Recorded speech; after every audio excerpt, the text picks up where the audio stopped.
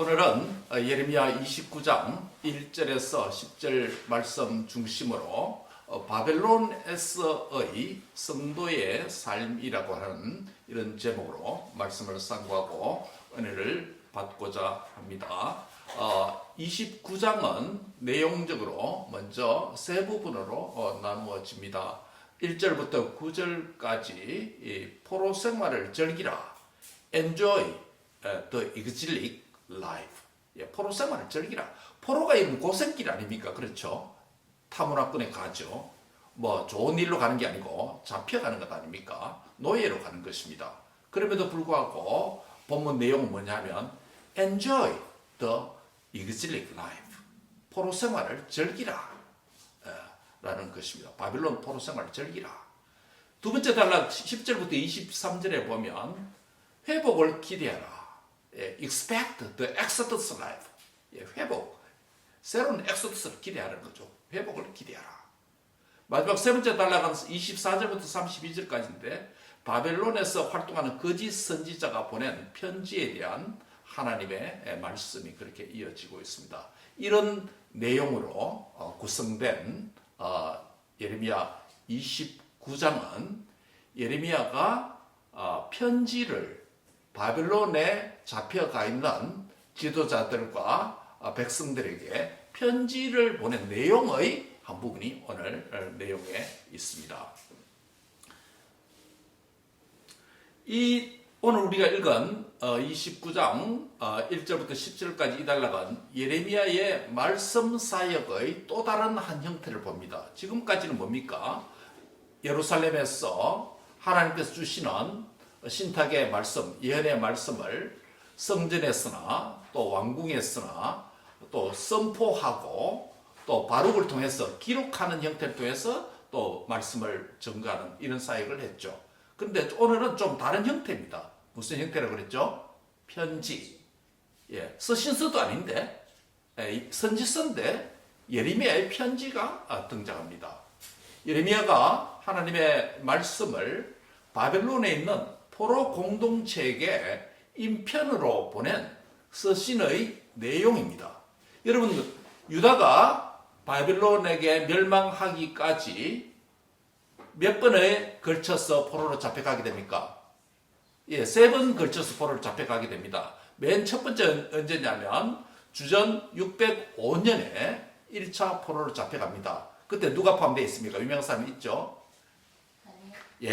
다니엘과 사드락, 메삭, 아벳느고 하는 그의 세 친구가 유다의 여호야긴 왕과 함께 일행들이 1차로 포로로 잡혀갑니다. 그때가 언제냐면 주전 605년 1차 포로입니다. 그 다음에 이어서 2차 포로는 597년에 다시금 포로로 잡혀가게 됩니다. 그래서 597년에 포로로 잡혀가게 됐는데 마지막 포로는 언제입니까? 586년이 유다가 완전 멸망하고 포로가 또 대거 잡혀가게 됩니다. 그런데 오늘 이 서신을 보낸 시점이 역사적 시점이 언제냐면 2차 포로 몇 년요? 597년 BC 주전 597년에 2차 포로로 잡혀가고 1년 후에 596년에 예레미야가 이 편지를 씁니다. 왜냐하면 2차 포로까지 잡혀갔는데 거짓 선자들이 어떤 예를 했냐면 빨리 2년 안에 족이 회복될 것이다. 하나님께서 우리를 빨리 회복시켜 주실 것이다. 우리가 예루살렘으로 빨리 돌아가게 될 것이다. 거짓 예언들을 퍼뜨렸습니다. 그러니까 포로민으로 잡혀가 있는 많은 백성들이, 지도자들이, 거짓 선자들이 2년 후 우리가 예루살렘 돌아갈 것이다. 이런 예언을 퍼뜨리고 있으니까 예레미야가 상당히 하나님의 뜻과 위배되고 반대되는 그런 예언을 하는 상황을 보고 포로민들이, 바벨론에 잡혀가는 포로민들이 동요하고 흔들리고 불안해하고 여러 가지 많은 생각을 갖겠죠. 야, 여기 정착해야 되나 살아야 되나? 고국으로 돌아가야 되나? 우리 노예인데 갈 수 있을까? 바벨론 군대가 우리를 지키는데 우리가 과연 고국으로 돌아갈 수 있을까? 뭐 여러 가지 생각이 많지 않겠습니까? 바로 2차 포로로 잡혀간 그 1년 사이에 그런 무드가 포로민 공동체 가운데 일어나게 된 것입니다. 바로 그러한 때에 예레미야는 예루살렘에서 바벨론으로 가는 느부갓네살 왕을 만나기 위한 유다 왕이 보낸 사신편에, 사신으로 가는 그 신하에게 인편으로 예레미야가 편지를 써서 하나님의 말씀을 담아서 그 인편으로 바벨론 공동체에게 보내는 편지다. 이것이 오늘 본문의 역사적 배경이다 라고 말할 수 있겠습니다.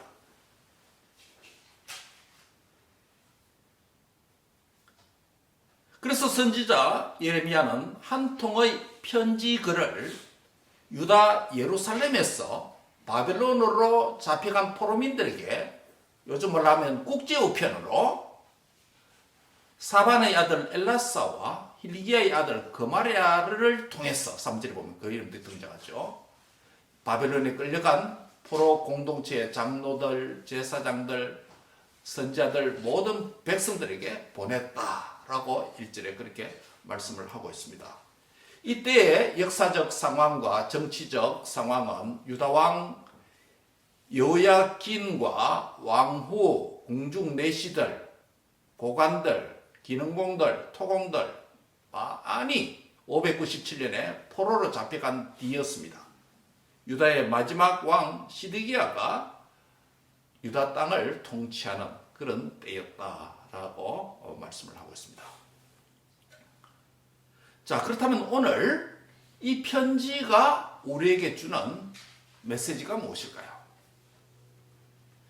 이스라엘 백성들이, 유다 백성들이 바벨론에 잡혀간 이유는 무엇 때문입니까? 그들이 모세를 통해서 주셨던 하나님의 언약을 배반하고 말씀에 불순종하고 우상을 숭배한, 하나님을 버리고 하나님을 등지고 하나님을 배교하고 다른 신을 섬긴 것에 대한 범죄의 결과로 이방나라 바벨론 몽둥이를 사용해서 패망하게 되고 포로로 잡혀가게 되었습니다. 그런 바벨론에 하나님의 사랑하는 언약 백성들이 잡혀가 있으니까, 여러분 한편으로 생각해 보면 그 포로로 잡혀갔기 때문에 뭐 좋은 대우를 받는 것도 아닙니다. 기능공, 귀족, 엘리트들 이런 사람들이 잡혀갔는데도 불구하고 노예 취급을 받는 것입니다. 바벨론 노예로 사는 것입니다. 그래서 바벨론에서 생활하는 그러한 삶, 그것은 오늘 예수님을 믿음으로 말미암아 죄 사함을 받고 죄와 사망과 사탄의 권세에서 해방되어서 구원받은 백성이 바벨론, 세상 나라와 같은 바벨론과 같은 이 땅에서 구원받은 새 언약 백성이 어떻게 살아야 할 것인지 많은 유비적인 교훈을 우리에게 주고 있습니다. 이 말씀이 주전 590, 약 600년 전, 지금으로부터 2600년 전의 사건임에도 불구하고 2025년을 살고 있는 주 예수님을 믿음으로 말미암아 하나님의 자녀가 되어서 바벨론과 같은 이 세상에 살아가는 믿음의 언약 백성들이 어떻게 살아야 될 것인지 예레미야의 포로민들에게 보낸 편지를 통해서 교훈을 받고 은혜를 받고자 하는 것입니다. 바벨론에서 언약 공동체의 삶이 시작됩니다. 대표적으로 1차 포로로 잡혀갔던 여호야긴을 왕을 위시해서 다니엘과 사드락과 메삭이 있는 곳은 유다 왕궁도 아닌 어디입니까? 바벨론의 왕궁입니다. 그곳에서 우상을 숭배하는 땅이고 여러 가지 불합리한 요구사항이 많은 그런 땅입니다. 그러나 바벨론에서 다니엘과 그 세 친구들이 경건하게 하나님을 의지하고 기도하고 말씀대로 언약의 말씀, 우리 생활과 유일한 규범이라는 그 말씀대로 살아가는 모습은 바벨론에 있는 구약의 한 교회 공동체를 보여준다고 할 수 있습니다. 세상 나라 바벨론에서도 주의 백성이 존재합니다. 바벨론에서도 언약의 백성들이 살아 있습니다. 바벨론에서도 그 언약 공동체, 스몰 공동체지만은 하나님을 믿고 신실하게 예배하는 자들이 있습니다. 즉 바벨론 땅의 포로민 공동체의 모습이 마치 오늘 예수 그리스도를 믿음으로 하나님의 자녀된 새 언약 백성들이 세상 나라 가운데서 살아가고 있는 모습과 유사하다고 할 수 있겠습니다. 자, 그러한 백성들이 보낸 예레미야의 편지가 오늘 우리에게 어떤 교훈을 줍니까? 4절부터 7절까지의 내용은 바벨론에서 언약 공동체의 삶을 살라라는 메시지를 줍니다. 다른 말로 하면, 좀 쉽게 표현하면 세상에서 언약 백성임을 기억하면서 성도다운 삶을 살아라는 이야기입니다. 성도다운 삶을 살아라. 따릅니다. 세상에서 언약 백성임을 기억하고 성도다운 삶을 살자. 4절부터 7절 내용이 뭐냐면 예레미야가 바벨론에서 절망하거나 낭망하거나 노예로 왔다고 신세 한탄하지 말고 우울하게 살지 말고 돌아갈 조국만 늘 생각하는 그런 삶에 잡혀서 현실의 부당함과 노예로 사는 삶을 처량하게 여기지 말고 그곳에서도 하나님이 살아계시고 하나님이 계시니 하나님을 믿는 신실한 믿음으로 언약 백성답게 살아라고 격려하고 있습니다. 여러분, 우리 현실이 육체의 질병과 무거운 헤비한 우리의 의무와 고난과 핍박과 박해와 주의 말씀대로 사는 여러 가지 무거운 짐진 것 같은 좁은 길을 걷는 자가 겪는 어려움이 많은 이 땅이 곧 바벨론과 같은 것입니다. 그런 자들에게 첫 번째 메시지가 뭡니까? 5절에 보면 집을 짓고 거기에 살며 텃밭을 만들고 그 열매를 먹어라.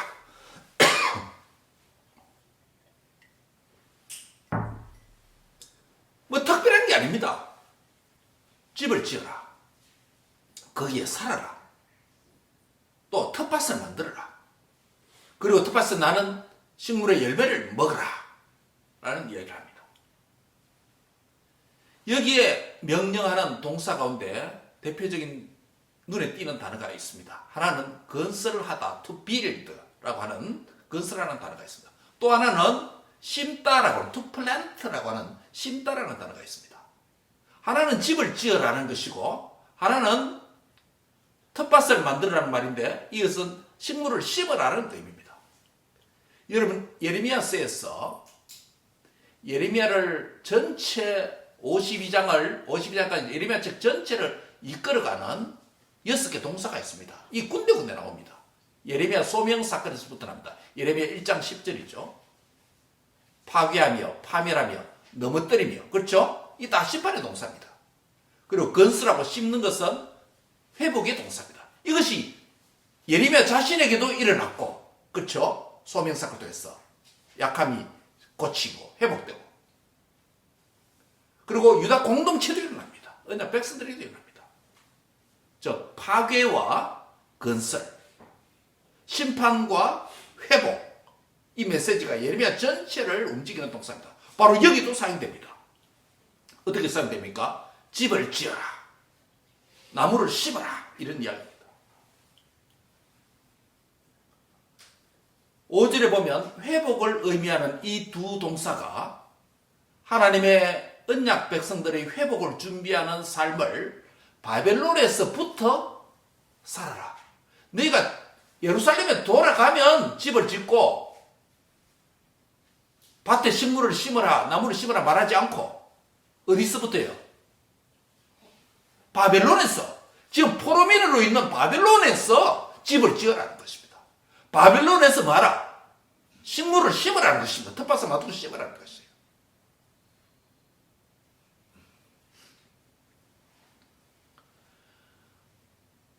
구약시대 이 당시에도 그랬고 오늘도 그렇습니다. 불건전한 종말론과 시한부 종말론을 가르치는 이런 사람들은 현실의 삶을 무시하라는 겁니다. 직장 다니는 거 포기해라. 너희들 공부 그렇게 뭘 그렇게 힘들게 그리 하냐? 공부 그만둬라. 다 모이라. 기동 가자. 주님 오시니까 주님 오심을 예비하자. 현실을 다 무시하는 거예요. 그게 다 그릇된 가르침이죠.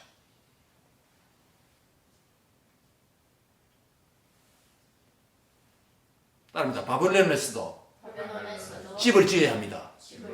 바벨론에서도 나무를 심어야 합니다. 예, 그 이야기입니다.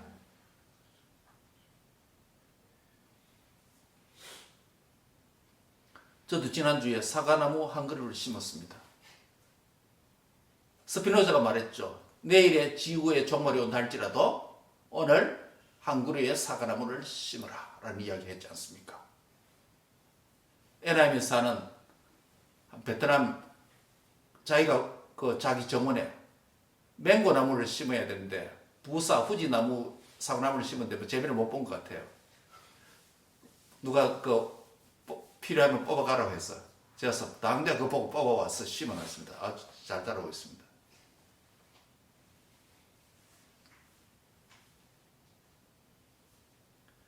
그런데 여기서 집을 짓고 텃밭을 만들고 열매를 먹으며 사는 바벨론에서의 포로의 생활이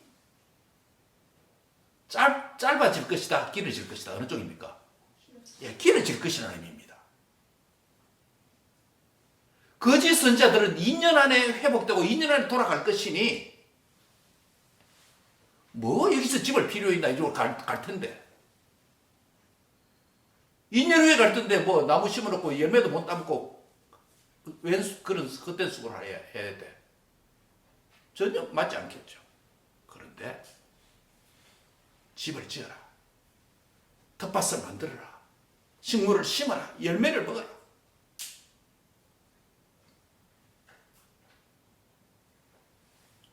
그런데 이것이 단지 생존만을 위한 것이 아닙니다. 바벨론에서 언약 백성들이 회복의 미래를 앞두고 현재를 어떻게 살아야 될지 선지자 예레미야의 편지를 통해서 하나님의 말씀이 그들에게 전달되고 있습니다. 여호와 하나님이 자신의 양떼를 인도하시고 지키시고 돌보시겠다고 하는 이스라엘의 목자이신 여호와 하나님의 목양적인 메시지가 전달되고 있다는 것입니다. 다른 말로 하면 포로된 자기 백성들을 위로하기 위한 여호와 하나님의 자신의 목회 서신과 똑같은 그런 이야기입니다. 남은 땅에 잡혀갔으니 일부 가족을 버리고 남겨놓고 왔으니 조국의 강토와 파괴된 성전을 돌아보면서 이방 땅에 끌려와서 신앙의 자유도 없는 것을 왔으니 얼마나 영혼이 공고하고 답답하겠습니까? 저도 군대 훈련 기간 동안에 교회를 못 가게 하니 그동안 교회를 못 가는 것은 목숨과 같이 여기고 부모님의 반대와 핍박에도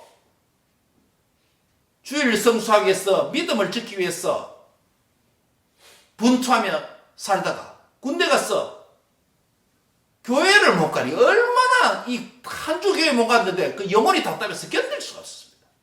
견딜 수 없었어요.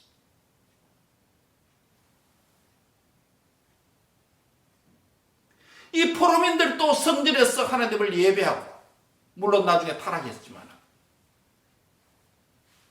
하나님을 자유롭게 섬길 수 있는 환경에서 노예로 잡혀갔으니 하나님을 마음껏 섬길 수가 있겠습니까? 신체적으로, 시간적으로 헤비한 의무가 노예로 부담이 되니 어떻게 하나님을 마음껏 예배하며 섬길 수가 있겠습니까?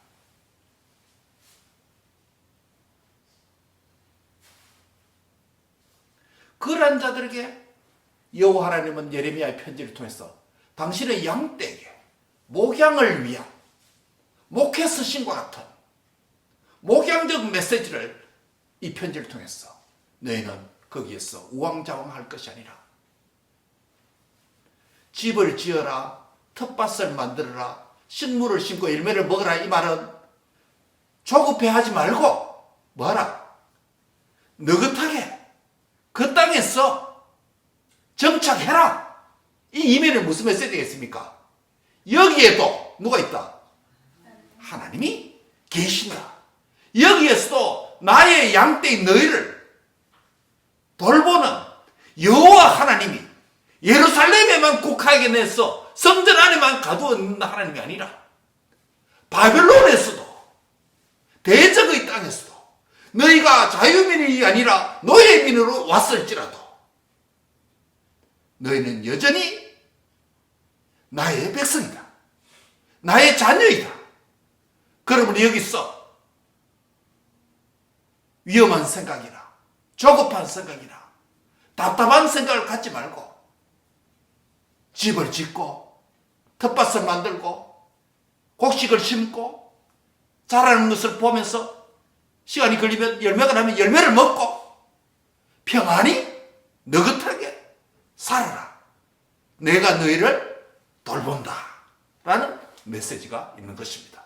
사랑하는 성도 여러분, 바벨론에서 하나님께서 예레미야 편지를 통해서 위로의 목양적 메시지를 주신 것처럼 새 언약 백성으로 바벨론과 같은 세상 나라와 같은 나그네와 행인으로 이 땅에 살아갈 때에 하나님께서 우리에게 집을 주셨습니까?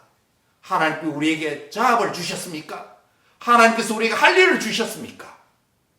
하나님께서 우리에게 건강을 주셨습니까? 이 모든 것을 가지고 이 모든 것을 통해서 하나님의 보이지 않는 사랑과 은혜의 손길이 나와 함께 하고 있다는 것을 깨닫는 은혜가 있기를 바랍니다. 하나님께서 나를 바빌론으로 보내셨다. 하나님께서 나를 바빌론에 살게 하셨다. 오늘 본문도 그렇고 다니엘서 1장 2절에도 보면 이 포로로 바벨론 땅에 잡혀오게 한 것이 바벨론 왕 느부갓네살이 아니라고 말합니다. 그럼 누가 그들을 데려왔습니까? 여호와가 바벨론 땅에서 예루살렘에서 바벨론으로 데려왔다라고 주어를 여호와 하나님이라고 말합니다. 다니엘서 1장 2절도 그렇고 오늘 본문도 그렇습니다. 사랑하는 성도 여러분, 우리가 일찍 조국을 떠나서 이민자로서 다양한 모습으로 이 땅에 살고 있는 것, 한편으로 나의 선택 같고 타인의 강요에 의한 것 같기도 하고 인생에 어쩔 수 없는 길인 것 같아서 내가 선택한 것 같이 보이고 생각되더라도 내 인생의 거주 이동의 주인이 하나님이라는 것을 믿으시기 바랍니다. 따라합니다. 하나님이 나의 주인이십니다. 하나님께서 인생의 거주의 한계를 정하시고 오가는 길의 주인이 되십니다. 하나님께서 집을 짓고 거기에 살고 텃밭을 만들고 열매를 먹으라고 명령하는 것은 그들에게 노동하라는 말이 아니고 내가 너희를 돌보고 내가 너희를 여기에 있게 한 주체이다 라고 말씀을 하는 것입니다. 따라합니다. 바벨론에서도 하나님은 여전히 나의 하나님입니다. 아멘이십니까? 예. 두 번째입니다. 두 번째 6절에 있습니다. 아내를 맞이하여 자녀를 낳으며 거기서 번성하고 줄어들지 아니하게 하라라는 말씀입니다. 첫 번째 명령처럼 두 번째 명령도 굉장히 일상적인 이야기입니다. 우리는 일상적인 것 하면 아주 교훈이 가볍거나 의미 없거나 보잘것없는 것으로 여길 가능성이 많습니다. 뭐 특별한 걸 주셔야 그것이 하나님의 말씀이고, 특별한 걸 뭐 들어야, 남들과 차이가 있어야 내 정체성도, 나의 삶의 의미도, 내 존재의 의의도 뚜렷해지고 인생의 보람을 느끼는 것 같은 그런 착각에 빠질 때가 많습니다. 하나님은 지극히 일상적인 것을 바벨론 포로민에게 요구하셨을 뿐만 아니라 새언약 백성된 저와 여러분이 살아가고 있는 이 땅에서도 일상적인 것에 관심이 많습니다.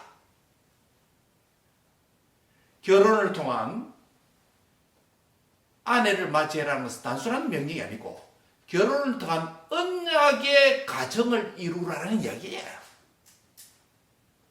결혼이 그냥 세상 사람들이 하는 그런 결혼식이 아니라 결혼 언약을 통해서 언약의 가정 공동체를 이루라는 것이에요. 또 자녀를 낳으라는 이야기도 언약의 자손을 낳으라는 것이에요. 언약의 자녀를 생산해서 언약의 백성으로 키우라는 거예요. 자식만 낳아놓고 언약의 말씀을 무관심하게 내팽개치고 방종하게 살도록 내버리지 말고 언약의 자녀를 생산하라는 거예요. 그래서 언약의 백성의 숫자가 많아지게 해서 언약 공동체가 확장되도록 그리하면 그것이 언약의 복이다라는 말씀을 하고 있는 거예요. 지금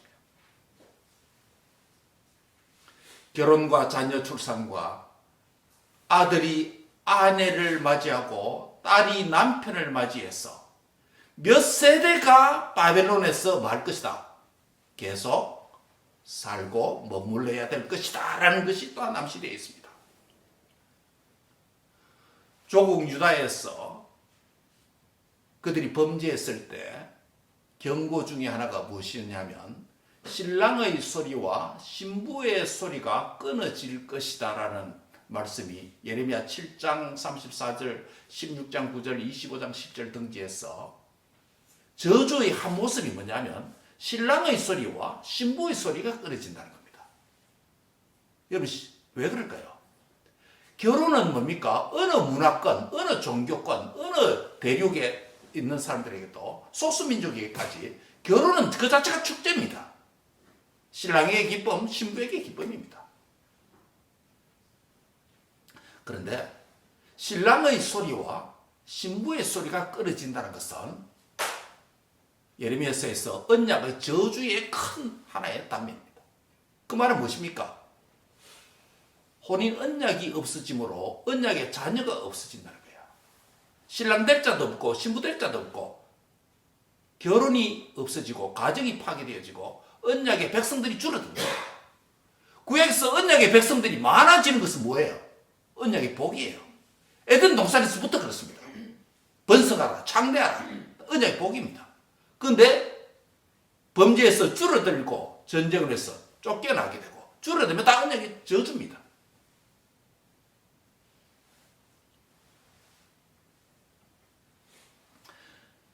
바벨론에서 신랑의 소리와 신부의 소리가 나게 되는 것은 바벨론에서도 무엇을 누려라? 언약의 복을 누려라 라는 이야기예요. 유다 땅에서 신랑의 소리와 신부의 소리가 죄로 말미암아 사라지고 없어지는 언약의 저주를 받았는데 바벨론에 왔어. 노예의 땅에 왔어. 피정범인으로 왔어. 고난의 땅에 왔어. 신랑의 소리와 신부의 소리가 다시금 솟아나고 일어날 것은 언약의 복을 받을 것이다. 언약의 복을 누리라. 장차 회복을 전망할 것이다 라는 의미를 주는 것입니다. 그래서 결국 결혼을 통해서 뭐 하지 말라? 번성하고 줄어들지 않도록 하라 라는 명령이 주어지는 것입니다. 여러분 이스라엘 백성들이 이스라엘 자손들이 애굽에 간 것도 뭡니까? 애굽에 간 것도 그 땅에서 언약을 보여주시고 생육하고 번성하여 충만하라고 아담에게 명령하셨을 뿐만 아니라 이집트에서 이스라엘 자손이 번성한 것, 창세기 47장 27절에 보면 이스라엘 자손이 이와 같이 번성하게 된 것은 하나님의 언약의 복의 결과다라는 말씀을 하고 있습니다. 바벨론에서도 남은 포로 공동체는 언약의 복을 미리 누리는 회복을 소망해야 된다라는 교훈을 주고 있습니다. 사랑하는 성도 여러분, 우리 이 땅에서 결혼을 하고 자녀를 낳고 피지컬한 가정과 자녀를 낳는 것을 통해서 다음 세대가 언약의 말씀으로 하나님을 배반하고 부인하고 배교하는 자로 사는 것이 아니라 언약의 백성답게 언약공 가정답게 살아가도록 하시는 하나님 명령이 바벨론과 같은 세상 땅에서 살아가는 언약 백성에 지켜야 될 하나님의 말씀인 줄 믿습니다. 뿐만 아니라 우리 교회 공동체 모두가 영적인 또 가족들을 언약의 백성들을 많아지게 하는 복음사에게도 진력해야 되는 줄 믿습니다. 마지막 세 번째입니다. 세 번째는 7절에 보면 그 성읍의 평안을 구하고 그를 위하여 여호와께 기도하라는 메시지입니다. 세 가지 명령. 첫 번째, 집을 짓고 식물을 심으라는 명령. 두 번째는 뭐라고요? 결혼하고 자녀를 낳으라는 두 번째 명령. 세 번째는요, 지금 그 성읍이 어느 성읍입니까? 예루살렘입니까? 고국입니까? 아니에요. 바벨론이에요. 이 세 가지 명령 가운데 가장 스트라이킹하고 파격적인 내용이 세 번째 명령이에요.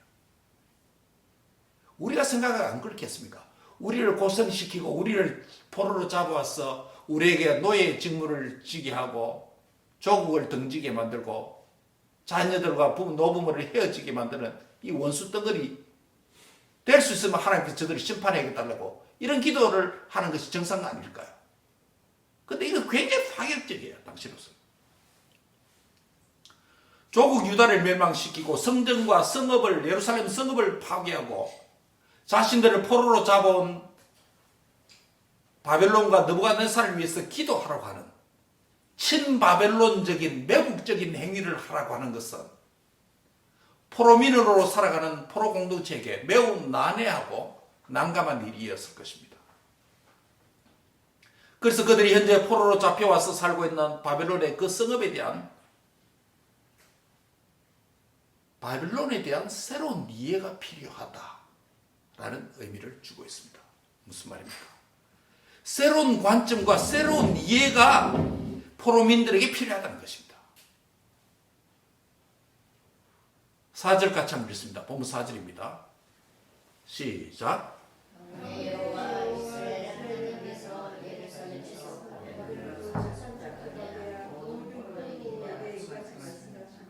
여기 보면 예루살렘에서 바벨론으로 잡혀가도록 한 주체가 아까도 말씀드렸습니다만 누구라고요? 누구의 하나님? 이스라엘의 하나님이에요. 바벨론의 하나님이 아니고 이스라엘을 잡아온 자들은 이스라엘의 하나님이라는 거예요. 즉 자기 하나님이라는 것이에요. 7절에도 보세요. 잡혀가게 한 행위의 주체가 1인칭 대명사인 누가요? 내가요. 내가 누굽니까? 느부갓네살 왕입니까? 아닙니다. 여호와 하나님 자신이에요. 아까도 다니엘서 1장 2절에도 다니엘도 그렇게 말합니다. 주께서 그렇게 하셨다는 겁니다. 여러분 오늘 우리가 성도로 살아갈 때 현실이 힘들고 고통당할 수 있고 아프고 여러 가지 힘든 일이 있더라도 왜 하필 내가 why me? 라는 질문을 우리가 종종 던집니다. 이유와 원인은 나의 잘못도 있을 수 있고 여러 가지 이유가 있을 수 있으나 궁극적으로 하나님의 허용 없이는 일어날 수가 없습니다. 하나님이 인생의 주인이고 세상의 주인이고 만물의 창조자이고 섭리자이고 통치자임을 믿으시기 바랍니다. 하나님께서 나를 여기에 있게 하셨습니다. 하나님께서 나를 여기에 살게 하셨습니다. 하나님께서 나를 이곳으로 이사하게 하셨습니다. 바벨론의 삶을 주인은 느부갓네살도 아니고 바벨론도 아니고 이스라엘 백성도 아니고 하나님이 주인이십니다. 그런 자들이 뭐라고 말합니까? 그리할 때 그 성읍의 평안을 위해서 기도하라 라고, 평안을 위해서 기도하라, 바벨론 도시를 위해서, 바벨론 나라를 위해서 기도하라, 느부갓네살 왕을 위해서 기도하라는 겁니다. 그런데 포인트는 다른 데 있습니다. 작은 포로 공동체가 바벨론 제국의 큰 나라 공동체를 위해서 기도하고, 포로 공동체가 자신의 조국을 패망케 한 정복 국가를 위해서 기도해야 된다고 할 때, 그 기도의 내용은 그 성읍의 평안, 바벨론 왕을 위한 간구였습니다. 그리할 때 그 성읍이 샬롬, 평안하게 되고, 그 성읍의 평안함이 그 누구의 평안함이 된다? 예, 바벨론 공동체, 포로민의 유다의 언약 백성들의 평안이 된다라고 말하는 것입니다. 결국 이 샬롬의 평안은 언약 백성으로서 포로로 잡혀간 자가 누리게 될 평안입니다. 언약 백성이 바벨론에서 언약의 복을 누리는 방편이 뭐다? 기도. 언약의 복을 누리는 수단, 방편이 기도라는 거예요. 바벨론에서 기도하는 사명을 보게 한 것입니다. 이것이 포로의 나라 바벨론 제국에서 발견한 새로운 하나님의 이스라엘 백성들이라는 소명이고 새로운 미션이에요.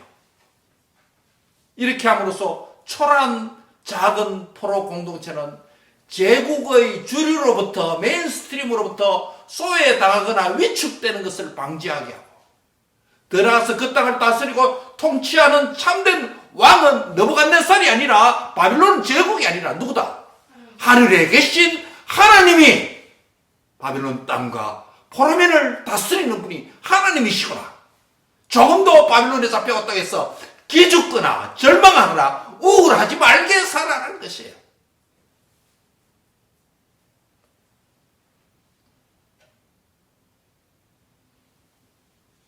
하나님과 바벨론과 언약 백성 사이 이 삼자 관계를 유기적으로 연결고리와 같이 연결해 주는 것이 뭐라고요? 기도입니다. 언약 백성은 기도로서 하나님과 교제하고, 바벨론을 위해서 기도하고, 그리할 때 그 포로민 공동체가 샬롬, 언약의 복을 누리게 될 것이다 라는 말씀입니다. 사랑하는 성도 여러분, 믿음으로, 예수님을 믿음으로 구원받은 성도가 세상에서 살아갈 때 기도는 하나의 많은 종교 행위들 중에, 신앙 행위들 중에 하나가 아니라 가장 중요한 하나님과 교통하고 언약의 복을, 샬롬을 내 삶에서 개인적으로, 가정적으로, 교회적으로, 국가적으로 누리게 하는 중요한 은혜의 수단이 뭐다? 기도라는 것이에요. 사순절을 맞이해서 우리 주님께서 저와 여러분을 위해서 고난 당하시고 죽음 당하신 고난의 주를 기억하면서, 감사하면서 해야 될 가장 중요한 것 중에 하나가 주님과 교통하는, 기도하는 삶인 줄 믿습니다. 우리의 바벨론에서 삶에서, 바벨론에서 누려야 될 중요한 삶은 기도인 줄 믿으시기 바랍니다. 기도에 손이 피곤하여 느려뜨려졌다면 옆 사람의 손을 잡아서 기도에 손을 높이 드시기 바랍니다. 기도에 무릎이 연하여 약해졌다면 기도의 무릎을 하나님 앞에 다시금 꿇고 하나님께 기도하는 바벨론에서 믿음 강한 성도로서 하나님께서 나의 모든 삶에 샬롬, 언약의 평안의 복을 누리기 위해서 기도를 통해서 하나님께서 이루어주심을 확신하고 여러분의 기도에 손이 올라지기를 바랍니다. 기도의 무릎이 강해지는 시간이 되기를 바랍니다. 말씀을 맺겠습니다. 하나 더 남았는데 중요한 것은 다음 주에 하겠습니다. 두 번째는 거짓 메시지에 관한 것은 다음 주로 얘기하겠습니다. 말씀을 정리합니다. 바벨론에서 포로민들에게 예루살렘에서 인편으로 사신으로 가는 사람을 통해서 예레미야가 편지를 보냅니다. 하나님의 말씀을 보냅니다.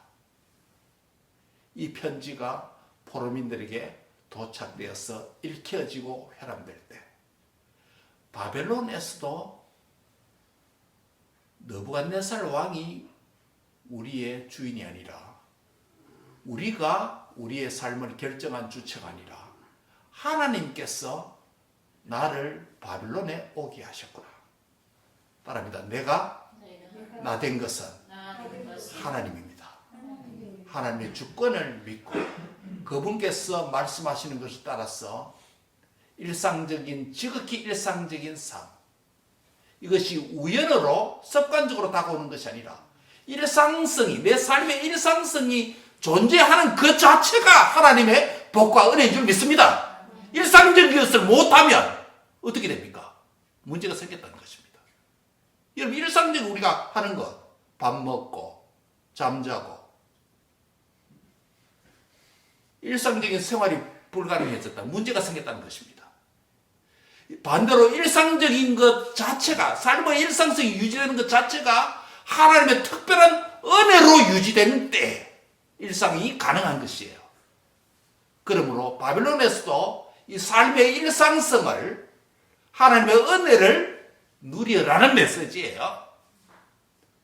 따릅니다. 바벨론에서도, 이 세상에서도, 미국에서도 하나님의 은혜를 누리자. 이것이 오늘 우리에게 주시는 메시지입니다. 다 언약과 관련되어 있습니다. 언약의 복을 누리고 언약의 복을 받으라는 것이에요. 기도하겠습니다. 하나님 감사합니다. 바벨론 포로민으로 잡혀왔으면 조국을 떠나기 싫고 예루살렘에 있는 것이 더 복된 자라고 여겨질 수도 있는데도 불구하고 하나님은 바벨론 포로민들을 격려하시기 위해서, 그들의 혼돈으로부터 지키기 위해서 위로의 목양서신을 자기 백성에게 예레미야 편지를 통해서 보내주신 내용을 오늘 살펴볼 수 있는 시간을 주심을 감사합니다. 하나님, 이 말씀이 바벨론 같은 이 세상 나라에 살면서 오늘 우리를 향한 하나님의 음성을 생생하게 듣게 하여 주시옵소서. 삶의 일상성, 하나님이 주인이시고 하나님께서 유지하게 하시고 하나님께서 현재도 다스리고 계시는 분임을 깨닫게 해 주옵소서. 삶의 일상성이 무너졌다면 하나님을 찾는 회복의 시간이 있도록 긍휼을 베풀어 주시옵소서. 이곳에서도 언약의 백성답게 살게 해주시고 바벨론에서도 성도다운 언약의 삶을 살도록 주님께서 인도해 주시옵소서. 예수님의 이름으로 감사하며 기도하옵나이다. 아멘.